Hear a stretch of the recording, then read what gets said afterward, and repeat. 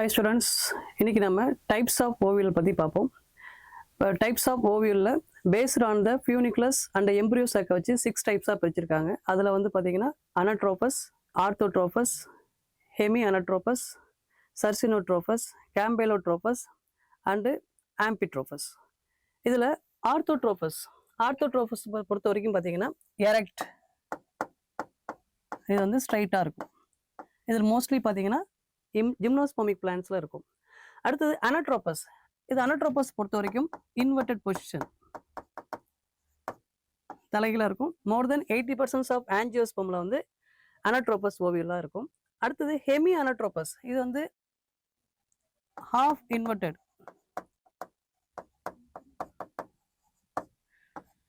இது வந்து பாத்தீங்கன்னா பிரைமுலேசி பிளான்ட்ல வந்து இருக்கும். நெக்ஸ்ட் பாத்தீங்கன்னா கேம்பெலோட்ரோபஸ். இது வந்து பாடி கர்வ்டு, பாடி வந்து கர்வ்டா இருக்கும். இது வந்து கேம்பைலோட்ரோபஸ் சொல்லுவோம். For example சீனோபோடியம்.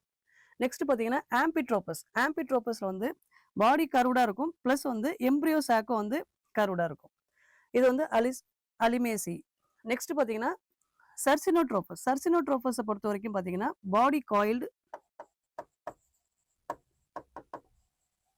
Around the embryo sac. இது வந்து பொதுவாக பார்த்தீங்கன்னா ஓப்பன் ஷேப் பிளான்ட்ல இருக்கும். Thank you students.